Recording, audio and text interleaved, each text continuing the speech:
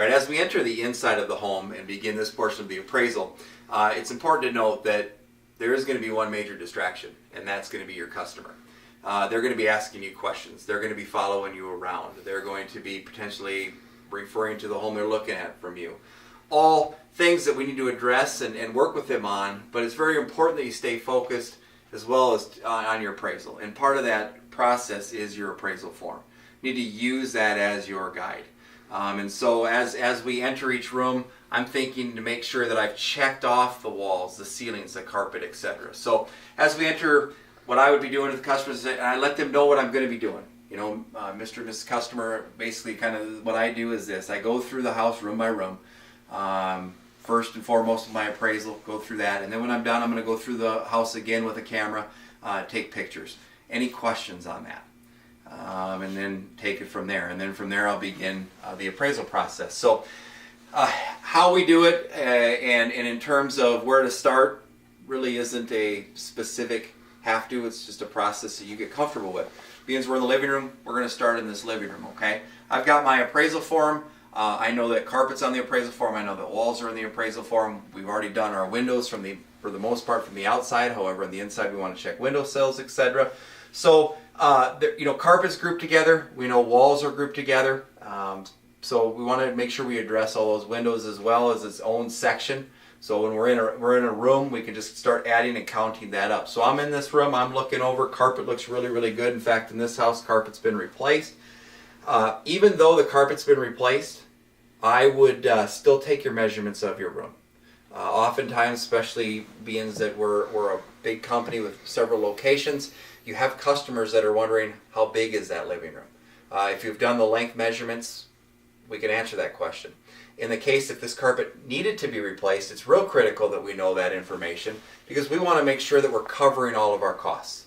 For you, when you're done with this appraisal and you're with your sales manager and you're working up a deal to take in this trade, the more accurate you are, the more aggressive potentially you could be on the appraisal. The more leeway you have on the appraisal. Different things that will benefit you, benefit your customer, and ultimately benefit your future sale. So we want to make sure we're detailed in that aspect. So I've checked out the carpet. Carpet looks good. We did our measurements. The next thing we're going to look at is I'm going to look at the ceiling. Ceiling of this home, there's no signs of leaks. There's no cracks.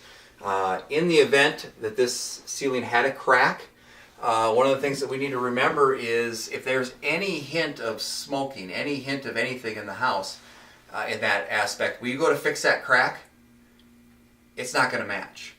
All right, so now we got to think, okay, if I'm fixing that crack, they've smoked in this house, I know I'm painting the ceiling in this living room. So it's not just a crack fix. Now we got to do that and paint the ceiling. So we need to note things like that. Were they a smoker? Can we tell if there's been candles burned where we got a little bit darker sense? Because that will be added expense for you.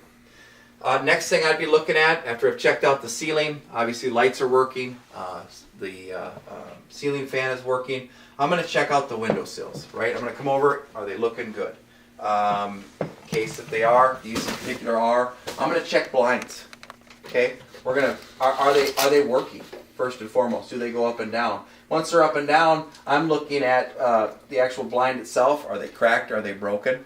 And I'm going to note that. And there's an area right on your appraisal form for blinds. I just start kind of doing a running tally with ones, and then at the end of my appraisal, I add up all the blinds together. So that's how I would handle this living room.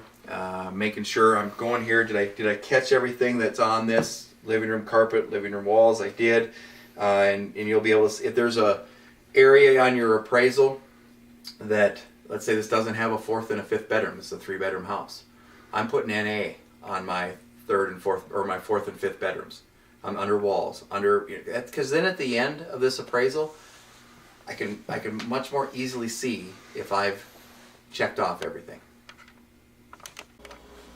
All right, so now we're moving on to the kitchen, dining room area, and certain things we're going to look for, similar to the living room. We want to look at floor coverings, in this case linoleum. We're going to look at walls again. We're going to look at ceiling again, windows again. But in the kitchen, you're going to get even more. We've got sections for cabinetry. We got our appliances that we're going to be looking at, and sinks, faucets, and so on.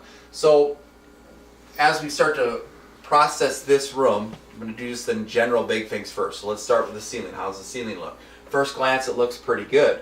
However, if you come over here, there's a small water stain on the ceiling, just between the light and the stove vent. One of the things we have to ask ourselves right there, we can't just say, oh, water stain, we're going to clean that or paint that now, right? We're going to paint the ceiling. If we paint the ceiling again, if it's a little bit discolored, this one does have some yellowing in it because of the stove area. When we look up there, when we go to paint that area there, it's going to stick out like a sore thumb, which means the rest of the ceiling needs to get painted. Okay? And so what we're going to be doing in those cases is paint the ceiling, not just the stain. And now I'm thinking, why do we have that stain? Right? Where is that coming from? It's got to be coming from some external source, right? So is there a vent directly out here? So I'm going to be looking again back on the outside. I'll be checking back there to find out, is there a vent there? What perhaps caused that? The customer themselves might know. You can ask them, hey, what do you know what caused that water stain? Ultimately, you want to know a couple things. It potentially could still be going on. If it was a one-time thing and it was they found out that there was a seal on top of the roof that was just needed to be retarred or what have you, in a case like that, that's an easy fix. They already fixed it, and now we're not worried about it leaking in the future, and we don't have any damage there. So that's the thing that we're going to be looking for and addressing in those aspects. So the key again is just knowing why that happened, or at least getting some reason why that happened. So cover that. All right, so now the next thing is I'm going to move into the walls, looking at the walls here. Everything looks real good. There's no holes in the walls, which is great. But as you look in this area, and it looks like it was from the stove area, you get a little discoloration coming in through this wall right here. We have to figure that needs to be painted. You may find out later on that, you know what, it's okay, we don't have to worry about it, but you need to figure that. So now we're painting this room. Okay, and I would consider the dining area and the kitchen area all one room. We're going to paint this whole room a specific color. Because of the pattern of the wall, you can't really just do an accent wall in the kitchen. So figure this whole room being painted for those reasons. Moving on to, I'm going to look over now. We hit that. We hit our walls. We hit the ceiling. We're going to look at the flooring. Okay. At first glance, as you look, flooring's in really, really good shape. It would clean up real well. However, as we look over here, we find that there's a few burn marks. And burn marks, there's really nothing we can do about it. We got, in terms of, taking a little, in some cases there's vinyl pens and there's different things like that that can cover some items. In those particular cases, that won't work. So now what do we got to do? We got to figure, worst case scenario is this lino needs to be replaced. Okay. Is there a chance it can be patched? Potentially. However, we ran into situations where even though you're taking a piece of lino, say underneath the stove or what have you, and patch those areas in, you can't find the exact pattern match. So now that doesn't work, especially in a area that is very visible. Okay, so we need to figure replacing this lino. As we think about that, is we got to look at the rest of the flow here of this house, right? This goes right into what would be the utility room hall. Okay, so there's no way to just cut the lino and have two linos right in the same room, basically. So now we have to account for the measurement of from the beginning of this, at least this countertop, all the way down to in this case, the back door, all through the living room, or utility room, excuse me. So we have to account for that measurement. So if it's 20 feet, if our lino is 13.6, we'll be taking 20 times our 13.6 divided by 9 to get our square yards. But we need to account for all of that. Okay. Moving on, I'm going to look at appliances. What kind of appliance it is. It's very, very critical that we're marking some of that information, because some people do not want gas. Some people, don't want electric. And if we know that, we can access that from our appraisal form. We know exactly what we're dealing with after we own the home and looking at selling the home. I'm going to just take a quick peek inside. Does it look decent? Are the racks there? How's the range hood look? Is it something where it's in good shape but maybe it's a little discolored and we can use appliance paint it white, or does it need to be replaced? And there's areas on here to mark that, either replace it or paint it. I'm going to look at the dishwasher. How's that look? I always open up the dishwasher. Outside could look real good. You could get on the inside and all of your little posts that are in there to hold your dishes in a certain way could be broken, rusted. In those cases, I'm figuring, okay, worst case scenario, I'm replacing the dishwasher. All right. Obviously, fridge, same thing. Looking it over. How does that look? Is it really dented up? Is it in good shape? In a case where a refrigerator might be dented up, or the customer obviously says they're going to be moving it or taking it, we need to replace that. Stove, refrigerator, dishwasher, if they're in the house and the customer's taking them, we have to replace those. Washer and dryer, no effect either way. Okay. One of the things that's critical, if your customer says, well, we've got our other refrigerator, we're going to take this one and put the other one in, you need to know what that looks like. We've got cases where we got white appliances and they put in an almond one that they had that's 20 years old as an example. Okay, we're going to be putting a white one in to match the rest. So now, if you didn't know that and you didn't find that out, you get your appraisal. Now you're the cost of a refrigerator short of where we should be. So it's important that we ask that question. As we've hit the appliances, those look good. I usually take a quick peek inside a refrigerator. Are the racks there, drawers there? Are your drawers damaged, broken? It's real difficult to find pieces to refrigerators, believe it or not. And if you can find them, they're oftentimes extremely expensive. So if you have two things broken inside your refrigerator, you can almost replace that refrigerator with a new one or a reconditioned one for what it's going to cost you to just replace those couple items. And that's if they make that part for that particular appliance anymore. So just things to keep in mind, things to note. If you have questions on it, what I tell people that are doing appraisals for me and what I do myself is I take a picture of it. If there's something broken inside that fridge, take a picture of it. And now you can discuss that with your service manager. So next thing I'm going to look at, we do have a door in here, so we have to look at that door. Does it work? Are the doorknobs working? Is there any holes in that door? Okay, in this case, it's in great shape. Doorknob's great. Doorknob works. So if there were anything wrong in there, we have a section in the appraisal form that's specific to doors, doorknobs, and I start a running count. Okay, of how many doors are damaged, what needs to be replaced, and so on. Same thing with the doorknobs. Drawers in a kitchen. I usually basically just take the drawers. I'll do a quick little partly open, partly shut. What we're looking for there is it open and shut properly. Are there broken rollers? Things like that we have to know. If there's broken rollers in there, we have to note that we're going to be repairing some rollers on the drawer. There's cases where you can see where they've been glued together and it's barely hanging on, and you're going to be doing more of a complete drawer repair. So you can usually tell that real easy by just a quick open it up just a few inches. And I usually tell the customer just so that they know and are comfortable, hey, I'm going to be kind of just opening up cabinets, drawers, and things like that so that they know and are comfortable with what's going on. Next thing I'm going to do, I'm going to look at cabinetry. How do they look? In this case, if they're solid oak cabinet doors, they're oak fronts, that's great. I may or may not note that on my appraisal. Cabinet's good shape, and I might put oak. Again, it helps you down the road, helps your sales manager in terms of quality type things as you guys are working through some of that to maximize the situation. Good thing to just note. I'm looking on the inside. As I peek in here, I'm just going to take a quick look inside. How's the insides look? Do we have to overlay the cabinets or whatever?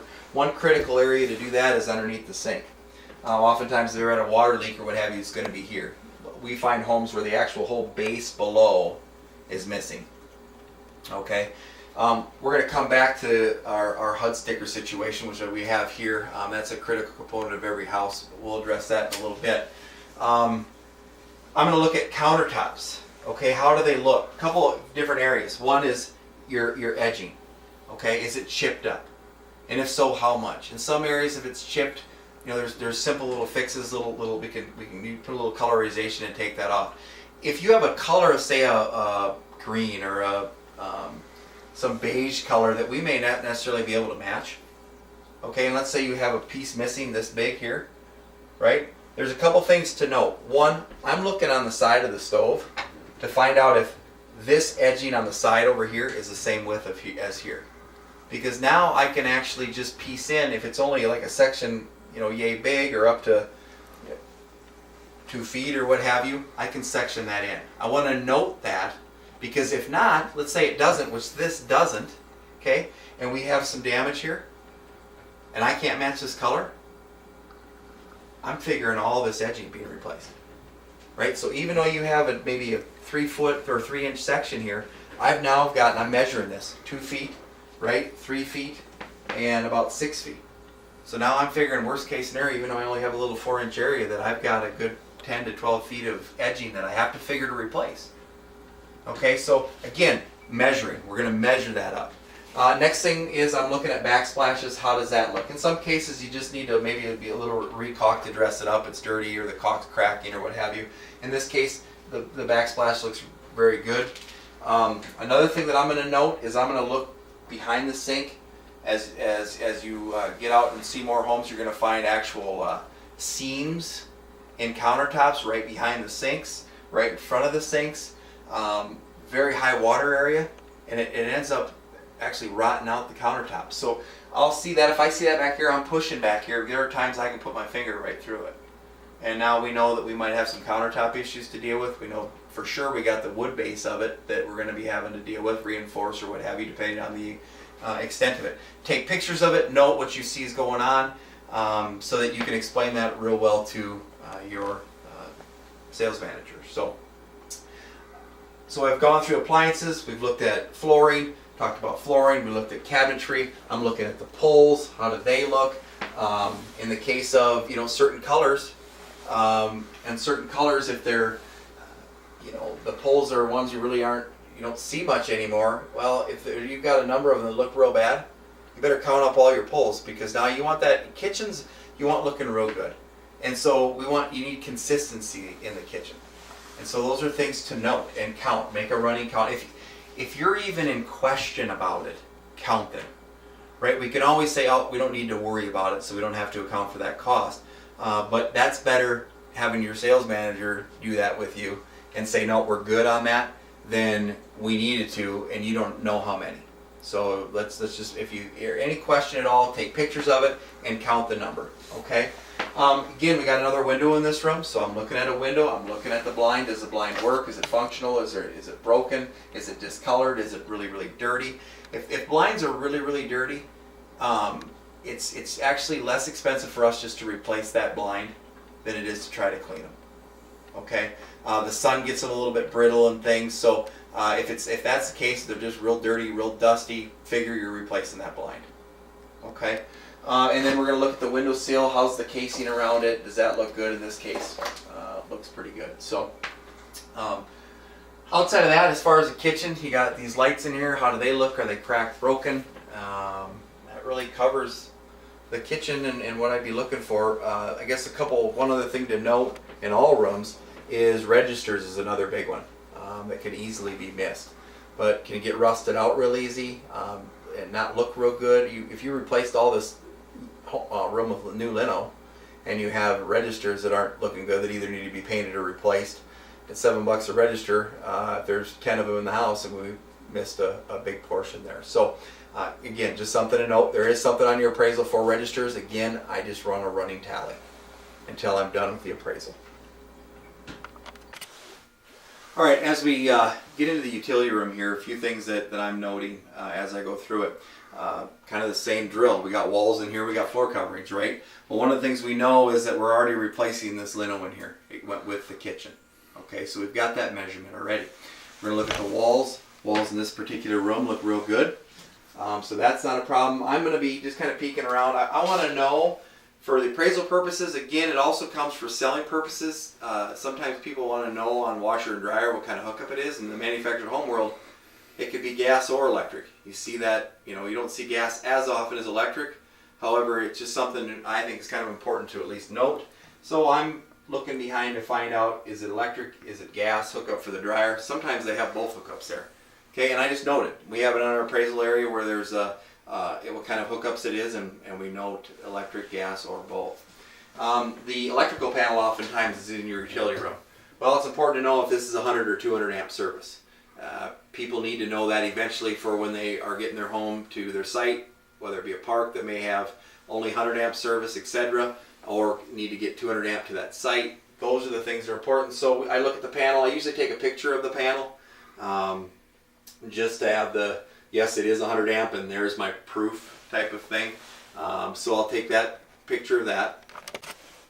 Okay, just to kind of clarify and show you what we're talking about when we say our amp service.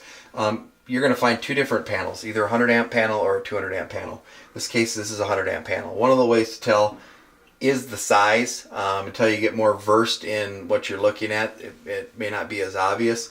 In this case, just looking at it, I knew it was 100 amp. However, somewhere on the panel, there will be stickers that will actually list or give you what ampage it is. And so you can look for that. And in every area, just because it's here on this one, it might be up here on something else. So it varies with the different panels you're looking at. But in this case, come right here, and it gives the amps, and it says 100. So this is a 100 amp panel. Next thing we're going to talk about and look at is our water heater. It's really critical that we know what type of water heater it is, and how does it look. In most cases, you're going to be able to access it. There are times where they're buried inside a closet, and in those cases, if we know for sure that it's an electric, they've said it's electric, your electrical panel or your amp panel is showing that it's an electric, and they said that they've either replaced it or not, but it's still electric, you don't necessarily have to have the entire closet tore apart to look at it. However, if they said they replaced it with gas, I basically tell the customer, listen, I'm sorry that we have to do this, but I do need to get to that panel. Unfortunately, and I just explained to them, unfortunately, sometimes when these gets replaced, they don't get replaced with the right one, and that's a big dollar amount that we have to know about. So I don't get any resistance. It's just a matter of how we explain it and why we explain it. So that's a critical thing that we access. So in this case, we found it inside the utility room. One of the tools, we talked about having your tools on the outside of the home. One of the things that I would recommend getting at every location that we'll be talking is just a multi-purpose like Stanley screwdriver. Reason being is oftentimes you have these type of heads on your, both even on your outside skirting, if it's that, and that you can actually have no bit in there whatsoever, that fits perfectly. So it works on multiple tools here. So we're going to take this panel off.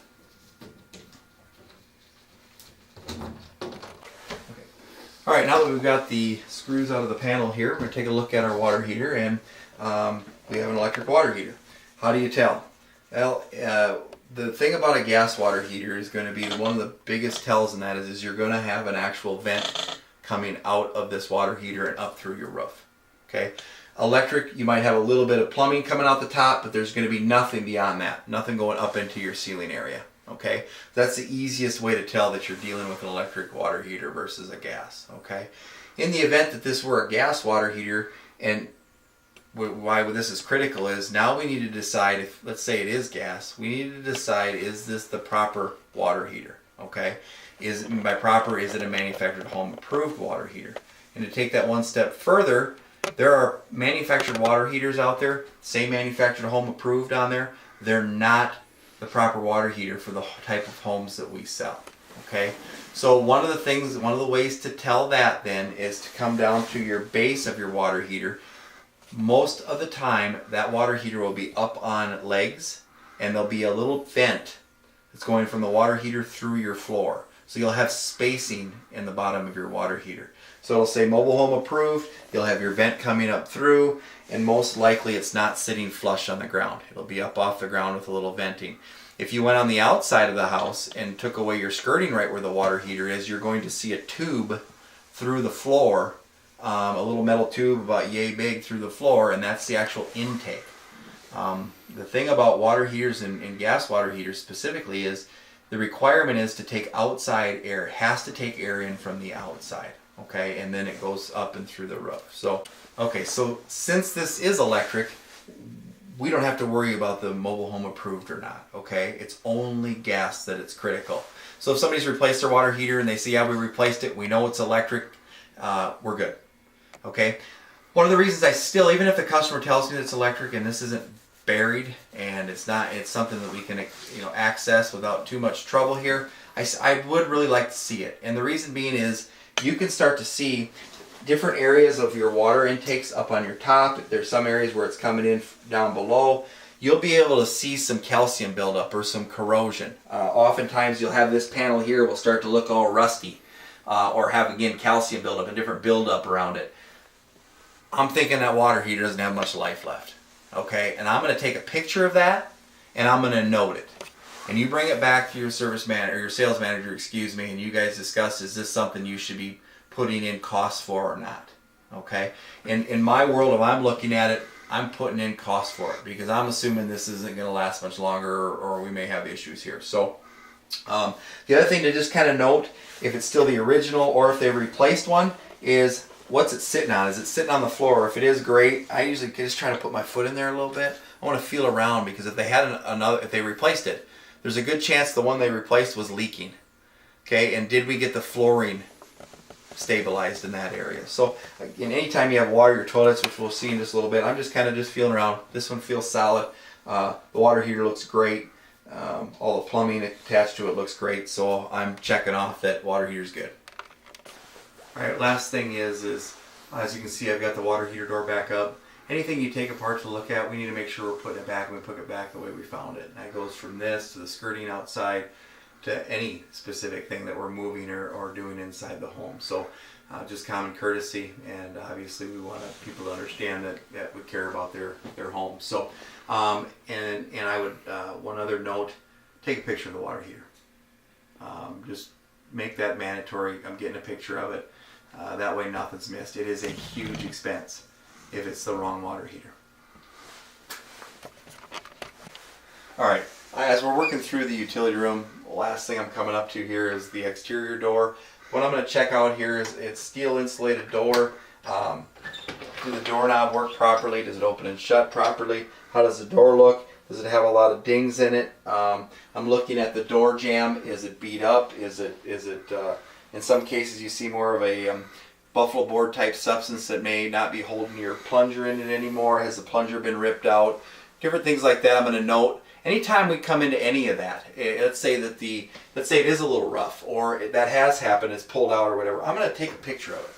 Okay, I'm going to note it on my appraisal, and I'm getting a picture of that because now we can really sit down with our sales manager. If we have to get our service manager involved to help price out a few things, we're getting very accurate. Okay, so I'm going to look that over. Does the screen door work properly? And in this case, everything looks real good. Screen door's in great shape, works.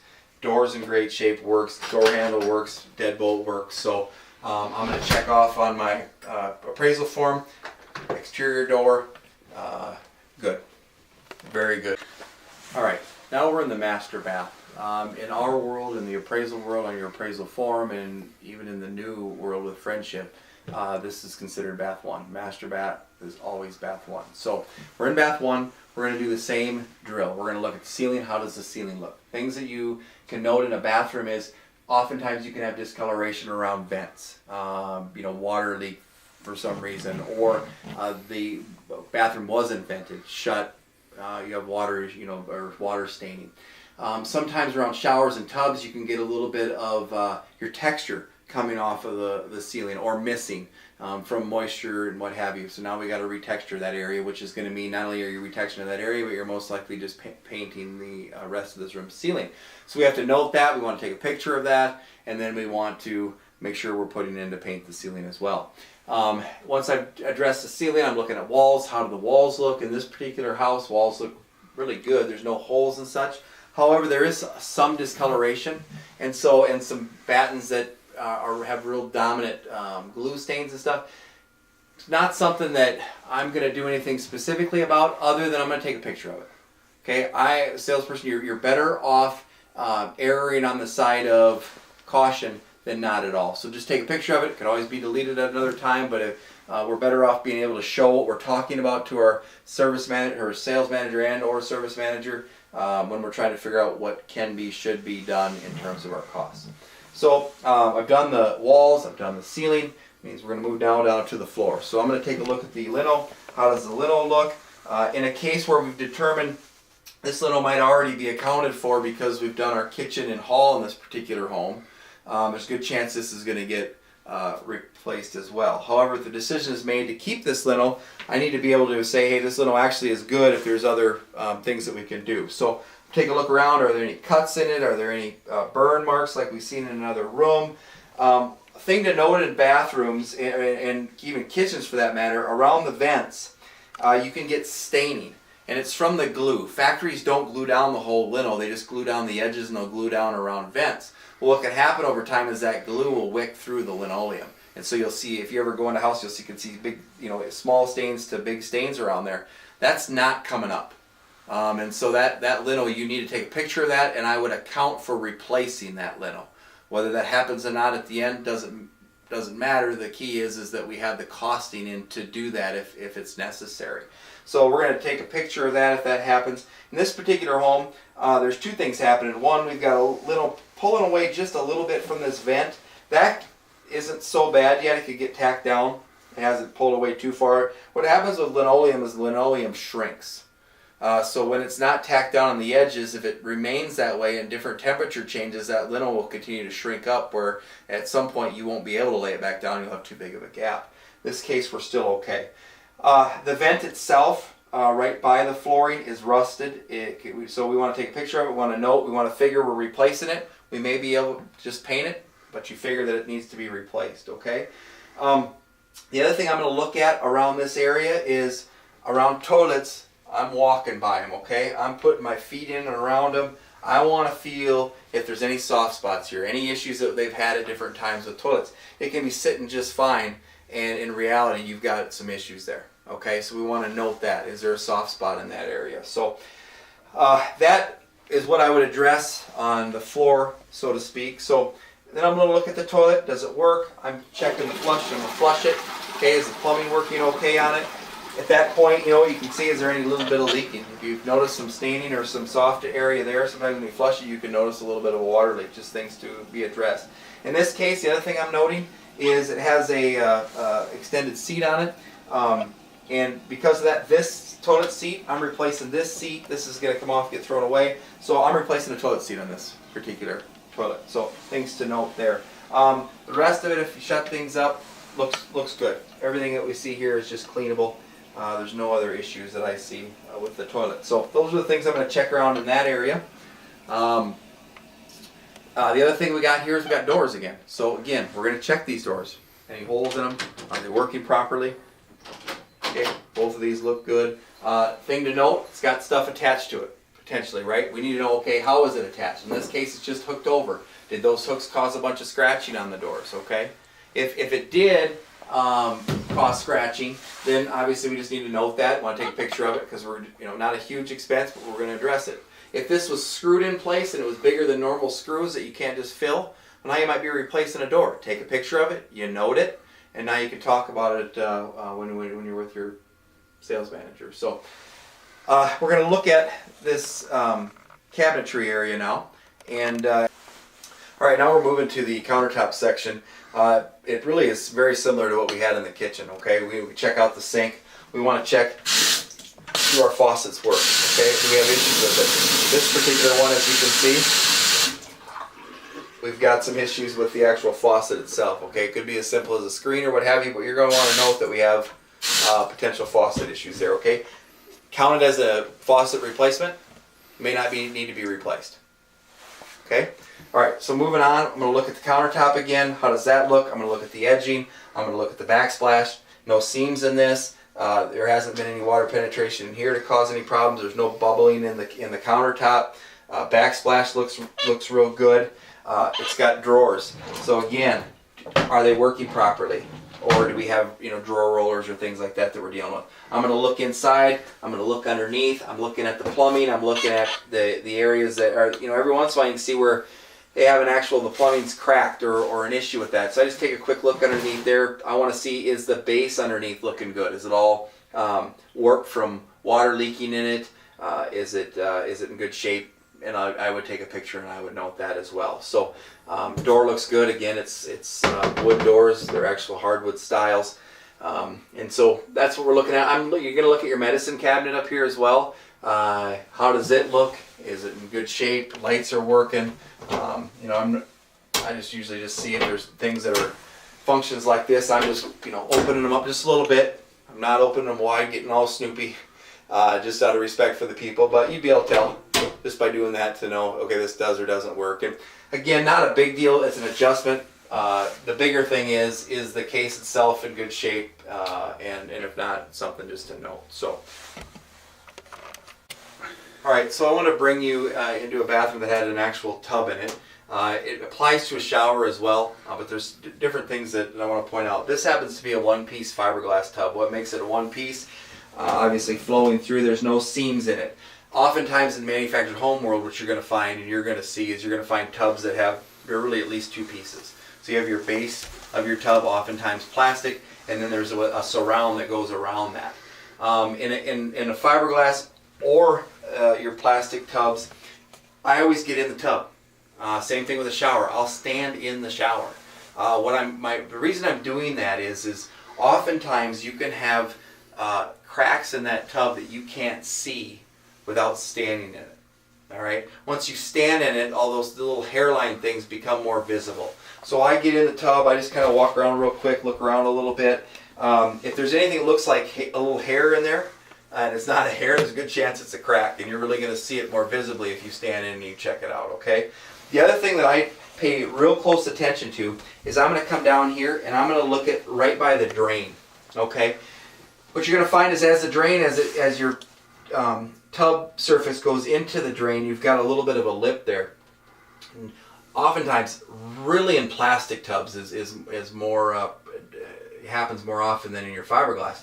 But you'll see little tiny, almost little, looks like little fractures there, or little spider cracks, I would call them, that may look just harmless on the surface. But in reality, when you're standing in that tub, those little hairline cracks, they're opening up and they're letting water through. And just because it's not visible out here doesn't mean that you don't have issues.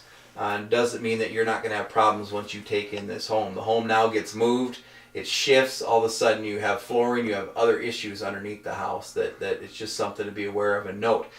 The other side of it, even if that isn't the case, if you have any of those cracks, we're replacing that tub. Okay? In a case like this, one-piece tub, in a case, if you had a two-piece tub as an example, or where you had a surround and a base, oftentimes you can't just replace that base tub, because when you go to take off the surround over time has gotten a little bit more fragile, I guess. It's become more brittle. So when you go to pull that apart to get at the base tub, you're cracking that portion of it. Or it's a different color. There's different things like that. So now I'm figuring there's a chance that surround's okay, but I'm figuring both need to be replaced. If there's anything wrong with this portion of the tub, I'm considering both. If we end up not having to replace that surround, great. We just gained money. That's a good thing. In a case where, say, the surround is bad and the tub is good, we have cracking. Sometimes in a surround, when it comes down, you can have cracking coming up that's letting moisture in, or potentially you can let moisture in there. I'm taking a picture of it. I'm noting that the surround needs to be replaced. If it's white, almond, real easy to really get another surround and not have to worry about the base portion of the tub. So, and that's on your appraisal form. It's on your costed area to be able to decipher, one, the other, or both. So I'm checking faucets. I don't have to check all this out while I'm in the tub, but I'll check faucets out. Obviously, if they're living in the house, do they work? I'm going to turn them on. How does it look? Is it corroded? Is it bad? Are they real tarnished? Thing about tubs, if you can't clean them and they're really gnarly looking, or a shower, people don't want that. And I mean, they're thinking dirty, right? Somebody else lived in this, now I'm buying it and I'm getting in a kind of somebody else's gunk, basically. So those are things to definitely take note of, take pictures of, because they're things that need to be addressed, because they're a big dollar item. All right, now we're in what we would call bedroom 3, the master bedroom, and looking at the bedroom, just like in all the bedrooms, what we're going to be doing is we're going to be doing the same drill. We're going to be looking at the ceiling. How does the ceiling look? Any cracks, any issues, water stains, that type of a scenario. Then we're going to get into our carpet. How does the carpet look? In this case, carpet is, again, real good shape. I want to measure the room. I want to know the size of this room. It helps down the road if your customer's asking, hey, well, how big's that room, and they haven't seen the house yet. You can say, well, it's this by this roughly, or what have you. So measure the room. There might be some times where carpet's borderline. You thinking it's fair to good, okay? If you have that measurement, and you're showing this, and your sales manager or whatever says, no, we have to figure replacing that carpet. You have the measurement to accurately replace that carpet. So keep in mind, always measure your rooms, okay? All right, as we go around the house or around the room here, again, we've got doors, closet doors. I'm looking inside the closets here a little bit. Are the doors in good shape? Are doorknobs working? In this case, it is. In this case, it is. Note this, mirrors on here, right? You're going to have little tiny pinholes. This case, not a big deal. Not even something you really have to worry about. It's going to be a little filler. I have seen it where they have this up and they're covering up in a hole in the door. So I might go on something you may want to ask if the rest of the house has evidence of some issues. Maybe something they're covering up might be worth asking the customer about. So again, just checking, looking inside. Closet looks good. Walls look good. In here, as I look around this room, one thing I'm noticing on the walls is there's a lot of discoloration. I'm looking over here and I can see where a picture was. Tells me this room was smoked in. And so I can see a nice white and then it's yellowed. This room is going to need to be painted. So pay attention to those things. If there's pictures on the wall, you necessarily can't tell that, but I can tell you this: if they smoke in the house at all, you can assume you're painting that wall. Figure you're painting the wall. It's amazing you pull that picture down, how bright of a spot you have for where the picture was covering that up. So this is the same for every bedroom. Check the doors, check the doorknobs, check the carpet, check the walls, check the ceiling. We're going to come over, same drill with the window. We got another window here, right? How is this this blind? This blind happens to be functioning well. It looks good. There's no broken panels. However, this particular blind is very discolored. It's yellowed. Okay, I'm going to at least note that, and I'm going to figure I'm replacing that blind. You guys may decide not to, but it's important that we note it and that we may be replacing it. I'm looking at when I looked at the window sills and such, they all look real good. You also got to pay attention if the window sills aren't looking good. It's the bottom one, and let's say the bottom one is and the two sides are in real good shape. Bottom's got some problems with it. Maybe it's been it's warped or it's been rubbed of the finish off of it, and you know you're going to overlay that. If the sides of your window sills are faded and you go to redo this bottom one, you need to figure you're redoing at least 3 sides. Oftentimes the top one isn't in bad shape. Okay, but that's something to make note of. It isn't necessarily just the bottom windowsill. So take a picture of it. Okay, I can't stress enough, taking too many pictures is better than not taking enough pictures. So take that picture. All right, the thing we're going to talk about now is extremely important. It's getting even more critical in some of our areas, North Dakota being one of them, where we know zoned specific thermal zone homes have gone up that we can't buy and resell. What we're looking at now is where we call it the HUD sticker. The HUD sticker basically gives you all the very, very pertinent information in terms of your thermal zones, construction zones, roof loads. All of that can be found in one area, including your serial number, HUD numbers, your where the actual home was built. And oftentimes people don't know. They don't often know what house, the brand they have, and they think they know, and they're wrong. So this thing will verify that for you. This is something you need to find every time. It's very rare that it's missing. Sometimes people have pulled them off or they painted over it, but more often than not they haven't. What I typically do is I ask the customer, hey, do you recall seeing what we call a HUD sticker? It looks like a piece of paper that's either been glued to a wall of a closet, in your service. Sometimes they'll have a service box cover. It's on the door that's covering your 100 or 200 amp service box. It's in a cabinet like this one we have is either on the cabinet door. I've seen them where they're inside the cabinet. So I bring up a few examples. You see it in the closet. Have you seen it in your, and then ask them, if they haven't, then I just ask them permission. Do you mind if I look a few places for that? It's got some critical information that we need to know off of it. Don't have resistance. Usually they're very happy to help you find it. If it's in a closet that they have stuff in, I just let them know that, yeah, I do need to get at it or whatever, and I give them time. If there's certain things in that closet they don't necessarily want us in and around, they have time to move those things. But I would definitely take a picture of it, or a picture that you can see, that you can read everything that you're taking. If you need to do it in sections, do it in sections. It helps if there's some information that you perhaps forgot, you can reference to. So what I'm looking on in this sticker is a few different things. Number one, I want to verify the maker, and in this case says Victoria Homes. It's a division of Patriot Homes, so we know it's Patriot. Okay, the model is going to be a Victorian, but I'm more after who's the actual, just like we have Friendship and we have different series in our Friendships. Friendship's the actual maker of our particular home. So the other thing that we've got on here is we have manufactured home date. Let's say they're calling it a 2000. You see here it's a 5/12 of 99. There's a real good chance that a lot of times manufacturers, usually around that June, July area, it would be a 2000. In this case, it's a 99. It verifies that it's 99. It was May of 12 of 99. They haven't turned over the calendar year, so I'm verifying that the customer was accurate on that case. Okay.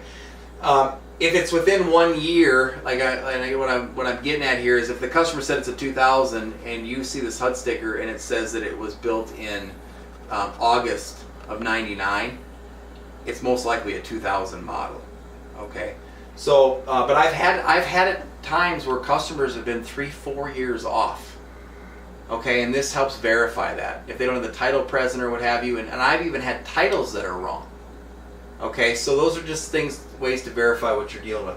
This particular sticker is actually put on. The federal government requires this information to be in the home, so that's where they're the data plate type. So, all right. So as we move down here, we've got a HUD label. Each half has its own label. On the outside, if you recall, I showed you the little bit of a little metal plate on each half of the home has this exact same number on it. Typically, I write those down because oftentimes in different states, your service managers need that information to get moving permits. Some different areas will actually require I need the HUD numbers for those specific halves. Getting into here, we've got the serial number. You can verify that. You can put it right on your appraisal form. There's an area to put that. Helps you down the road if you're actually trading the home in. You have that information. As we move down, some of this stuff I really don't pay much attention to, but it gives you just some equipment information, air conditioning type stuff, heating, cooling, water heater, etc. As we move down, this is where we get into the zoning. This particular home here it's construction zone 1, or wind zone, basically becomes your wind zone. In a case like this, wind zone, we're actually in zone 1. We're considered zone 1. You could, in wind zones, you can have 1, 2, or 3. Because we have the least amount of wind zone. The other parts of the country where you get into zone 2 or zone 3 have more hurricane, have more bigger type winds. So this zoning doesn't matter. We're 1, but 1, 2, or 3 is okay. Getting down into here, we got roof loads. This is a little bit critical. 20-pound roof load. We have certain markets that we can sell 20-pound roof loads in. We can sell it in all of North Dakota. We can sell it in most of South Dakota. Okay, but it's critical that we know that, because it doesn't mean that we can't take that home in, but it is going to dictate where the home is going, which could dictate our overall value that you can associate for your actual cash value on the home. So we do need to note the roof load. In this case, this particular home is middle zone. Middle zone is 30-pound roof. Okay. 20, 30, or 40 is fine. Like I said, however, 20, we just absolutely need to know those for those reasons. Moving up, this is the most critical component of why we need to find this sheet. Okay, it's our thermal zones. Because we're federally regulated by the government and because we're a licensed dealer, we cannot sell a home that isn't thermal zoned for our area. Okay, and in our area, meaning every place we have a dealer, we are thermal zone 3. Okay, so you have 1, 2, and 3. Now you're going to see some HUD stickers that'll say 1, 2, and 3 on it. It's just stating that it's zoned for all 3 zones. But we have to have 3. Now, there's a little bit of this doesn't apply pre-95. Okay, not to confuse you, but 95 or older, you'll see that this map, they'll have a map on it, then it's divided only into 2 zones, zone 1 and 2. So if the home's 95 or older and it says zone 2, we're okay. Means there was only 2 zones. And you're going to see a map divided right in half and show the 2 zones. Okay. So, but anything 95 or newer, there's 3 zones. We have to have zone 3. Can't stress that enough. Okay. For those of you that are going to be doing appraisals in North Dakota and so on, this is going to become more and more of an issue, because if we get a hold of a home that's not zoned right, we're stuck with that house. Okay. We cannot resell it. All right, so as we go down this, we've got our cooling comfort. I don't get into that too much. The only other thing I guess I could note on here on the thermal zone 3, it'll give you kind of a rating, which isn't that important. You don't need to get into that in great detail.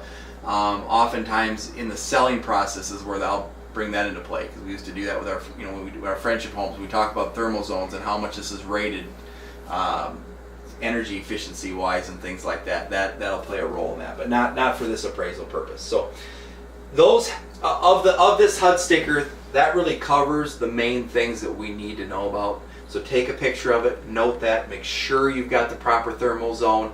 These other things are important as well, but I can't stress to you enough how much that area right there is critical.